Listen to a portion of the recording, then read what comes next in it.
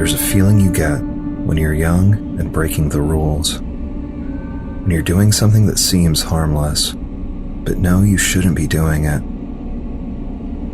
It's exhilarating to rebel when no one knows or will get hurt. But what happens when curiosity and what we perceive as innocuous brings an unknowable and incomprehensible threat? What horrible and dangerous things lay in wait, hoping to be discovered by those foolish enough to toy with things they do not understand. Our story takes place in the fall of 1996. Sean, a shy 12-year-old from the suburbs of Southern California, would be attending his first day of 5th grade at a new school. Previously, Sean attended a private elementary with very few students, where he was teased and bullied by the kids from wealthy families. This new place was a public school near his home, so he hoped to have a new start, to make new friends with others from his neighborhood, since he had never met any his age. After a quick breakfast, his mother hugged him and sent him on his way. As he walked to the elementary school, the cold morning wind blew at his back, pushing him towards his destination. It was just outside of his community, making it so he only had to cross one street. While waiting at the crosswalk for the light to change, many other children began to appear. The smell of new rubber soles and fresh plastic filled the air around them, while more children emerged with their brand new, pristine shoes and the latest fashion of backpacks. Sean didn't recognize anyone, so he stayed silent, but he knew he stuck out being the tallest kid in sight by far. He did his best to blend in the crowd when the light finally changed. The pack herded through the crosswalk towards the campus. The school accommodated 1st through 5th grade, meaning most of the students had grown up together. As the new kid, coming in at the end of the cycle, Sean felt completely alone. He walked to his classroom door and stood off to the side, scanning the crowd of other children. He'd see many of them staring back at him, trying to get a read. Suddenly the bell rang and everyone hastily moved towards their respective classrooms. Sean walked into his, immediately saw a desk, a far corner of the room, with a paper placeholder colorfully decorated with his name on it. His new teacher, Mr. Langford, was a kind, easily embarrassed man in his 20s, who genuinely wanted nothing more than to help young minds grow and prosper. Everyone in the room seemed to know each other, except for Sean, of course. He had never felt so alone, watching them all laugh and embrace each other. Fortunately, Mr. Langford called for them to take their seats and be silent, proceeded to list off the things they would be doing for the day, first of which would be to attend the school library, pick out a book for in-class reading time. This didn't appeal to Sean, as his old school had given him an aversion to reading. Private school teachers had forced him to read Babysitter's Club books, some sort of punishment. Majority of the class was excited to pick out their books, but Sean wasn't going to be fooled. He was sure the selection would be very small and the content dull and boring. He walked into the small school library. Sean was shocked by the amount of tall shelves packed with books that had been strategically shoved into the deceivingly spacious room. The children wandered around, pairing up once again as they scanned all the possibilities for selection. Sean aimlessly meandered from aisle to aisle, still unsure of what to get, even with the vast choices. He was unable to find a book that he found interesting. Suddenly, his teacher made an announcement. It was time to line up with their books, check them out. Turning to see every other student forming a line with their choice of literature in hand, Sean made his way to the end of the line, which put him to the back of the room, in an aisle that was only partially lit. He stood in the shadows, wallowing in his own self-pity, mindlessly scanning the shelves around him. One book caught his attention. As his eyes came back into focus, he noticed it was a black leather book with no library labeling on it. He glanced ahead of him to see the line had moved up and no one was looking at him. He turned back to the shelf with the eye-catching book, reached out a hand, grabbed it, turned it over to reveal no writing anywhere on the outside of it. It had small metal decals of some kind, lining the binding of it. It also seemed to be heavier than it should be for its smaller size. Sean opened the book to a random page to catch a glimpse of a monstrous figure. He quickly closed it, checked once more if he had been noticed. A jolt of shock hit Sean as one of the librarians came strolling around the corner. He immediately shoved the book under his sweatshirt, hoping he wasn't seen hiding it. She smiled and asked him if he found a book yet. Flustered, he frantically looked around him. He saw a book about planes that looked to be twice the size as the one hidden under his clothing. He snatched the book, smiled at the woman, and hurried back up to the end of the line, which was at the front of the room now. Once Sean was checked out, Mr. Langford organized his students, ushered everyone back to his classroom. When all the children were back in their seats, the teacher told them they would be doing a 30-minute reading every day in class, books they had just chosen. Starting right then, Mr. Langford set a timer and placed it on his desk. After everyone was focused on their own reading, Sean slid the book out from under his sweatshirt, placed it inside the larger book about planes so that no one could see what he was reading. He scanned the room one more time before slowly opening the mysterious black leather-bound work at the first page. To his surprise, there was no title, author name, or anything to indicate the origins of the book. Turning to the next page, Sean felt the hair on his arms begin to stand up when he saw it was a picture depicting a demonic being. It was a tall man with the wings of a dragon, claw-like hands, terrifyingly piercing eyes. The writing below designated it as Lucifer, king of demons. Description told of his corruption of other angels and eventual fall from grace to his sway over all evil entities. It went on to say, though he was king of the domain, he was a prisoner in hell, only able to influence the actions of others through his minions and the use of mental manipulation. Sean was morbidly enthralled with what he had seen and read so far. He peeked up to make sure he wasn't going to get caught, as he was now sure that he would be in a lot of trouble for having a book like that at school. Everyone was focused on themselves. The teacher seemed to be setting something up for the next part of the day. Sean brought his focus back to his curiously dark book. Next was a humanoid, with the upper body of a man and the lower half of a goat, cloven hooves, long sharp tail, large curling horns. It dwells in the underworld, stirring its cauldron of souls. When it comes to Earth, it's said it hides in the walls of the homes of its victims and lures them with indistinct noises, delicate squeaks and scratches. Sean began to think it was some kind of religious book, until the succeeding page pictured a pale creature resembling an emaciated corpse recently pulled from the grave, with long skinny limbs and the skin pulled tight over its bones. It was called a Wendigo. The description said they were once human, driven to cannibalism by starvation, then transformed into a horrific beast as a form of mystical punishment.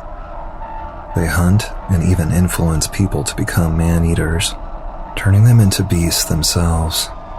The illustration of the creature frightened the boy, but also fueled his curious nature.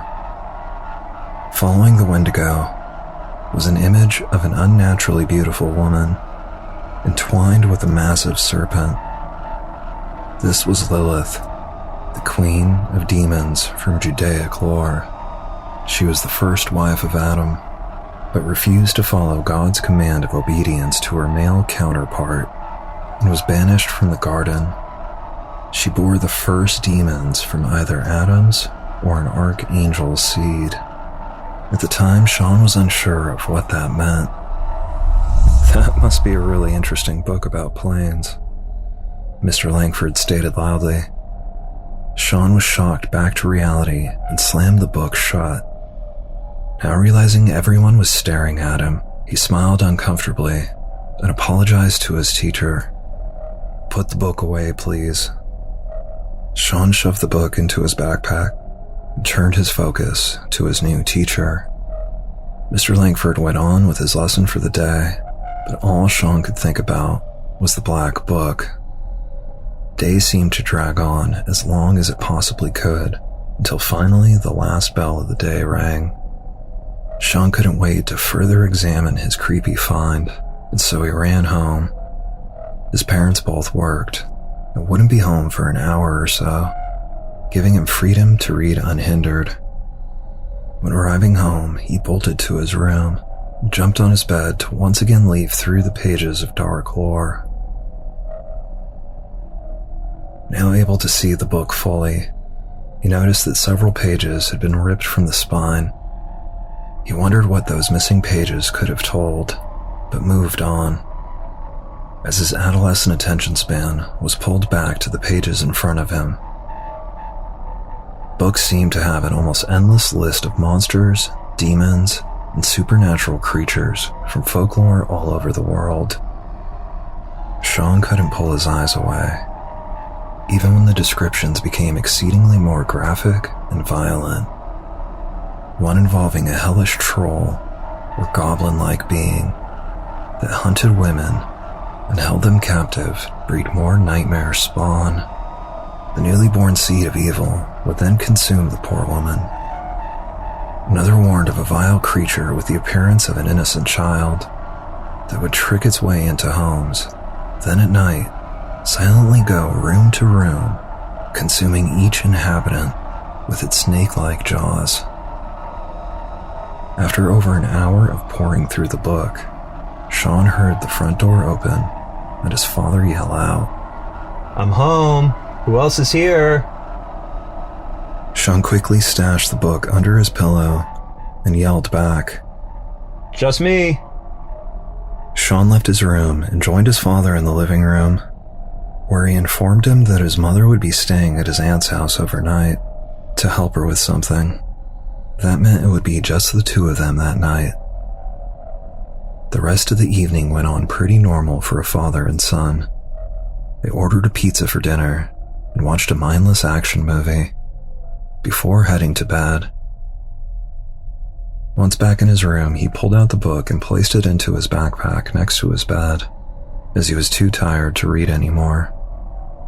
Climbed under the covers and slowly fell asleep. He slept surprisingly well for all the haunting information he had just gleaned. He peacefully lay in bed, enjoying a dreamless sleep.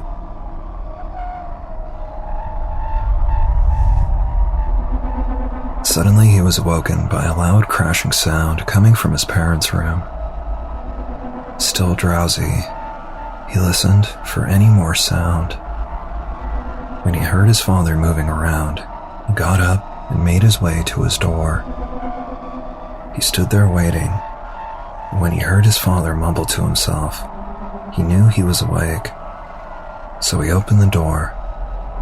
There on the floor, on the other side of the bed, was his father, picking up pieces of plastic. "What happened?" Sean asked. His father looked up with a face of nervous confusion. "Are you okay?" "I think so. I thought there was something in here. Something standing in the corner, staring at me." He then looked at the corner of the room, obviously distraught. It looked like a gargoyle or something. Big wings and glowing black eyes. So I grabbed the fan on my nightstand and I threw it as hard as I could. The fan just smashed against the wall, he stated, before turning his gaze to Sean, who was frozen in place, kept telling himself it was just a dream in shallow breaths. Now realizing that his words and demeanor were petrifying his son, he got up, put his arms around him, and assured him, "I was just having a bad dream, bud. It's okay." After a calming embrace, Sean told his dad he was all right and went back to the seclusion of his room. He sat on his bed, unable to stop thinking about what his father had described, until he remembered the book. He looked at his backpack and kicked it across the room away from him. He wondered if he could have been responsible for bringing something into the house. The hairs on the back of his neck stood on end, while the vast number of evil things he saw in the book swarmed his mind. Following the short and upsetting moment of thought, he told himself he was being absurd. Climbing back into bed, he reassured himself of the irrationality of a demon being in their home, even chuckling at his own senselessness. He drifted back off to sleep, but would be once again roused by strange noises, this time coming from his room. Sitting up in bed, he could hear scratching and whimpering coming from underneath him. His pulse quickened, cold washed over his body. Sean's eyes darted towards his closet when the scraping suddenly moved there. He stared at the closet doors, frozen in frightful panic. Then the scratching ceased. All that could be heard was the flustered and erratic breathing of the young boy, terrified in his bed. He sat there glaring at the doors, waiting for something to happen. Just then, he felt something graze along the blanket, just at his feet. He turned his head to see a horrendous creature peeking over the edge of the bed, dragging its hand sideways across the comforter. Its arms were long and thin, with claw-like hands. The creature's large bulbous head had fierce black eyes that looked to be staring at Sean, frozen in bed, while it displayed what looked like a sinister smile, unveiling blackened, gnarled teeth. It continued to drag its gruesome hand along the end of the bed, with its smile growing bigger with each menacing swipe. Sean felt his heart was going to break through his chest, but still could not move an inch. Then the ghastly being threw back its large, grotesque head, opened its massive mouth, and released a hellish laugh, sending unbearable waves of alarming horror through Sean. Finally breaking through the shock, Sean jumped out of bed, ran to his bedroom door, looked back to make sure he was getting away from the beast, only to see an empty room. He frantically looked around the room, but could see nothing. He turned on the lights and inspected the area. Again, found nothing. There was no evidence that anything other than him had been in the room. Sean grabbed his backpack with the Book of Evils inside and walked it to the back door. He placed it outside and went back to his room. He waited in bed for the rest of the early hours, filled with anxiety and unease. Finally, the sun rose, giving Sean a small feeling of relief in the daylight. He felt somewhat at ease until he got into his morning shower and felt the sting of hot water on the thin yet deep scratches covering his legs, sending alarm flooding back into his mind. After that, he made a decision that once he was back at school, he would find a way to put the book back. He no longer wanted anything to do with whomever made the book and whatever it was for. That day at lunch during school, he snuck into the library and put it back where he had originally found it. As soon as he left the library, he felt a huge weight lift from his mind. The following few nights were filled with bad dreams and thoughts of what lurks in the dark, but eventually those were overtaken by the everyday worries of a preteen. The next time his class attended the library, he went to check if it was still there, could not find it. He never saw or heard anything about the book again, but will never forget when his morbid curiosity brought him to a place of sheer dread. The truth about that night may not be brought into the light, but Sean is sure that the mysterious book had something to do with it. To this day, his questions remain unanswered, but he will always recall the fear and anxiety that were caused by a seemingly harmless book.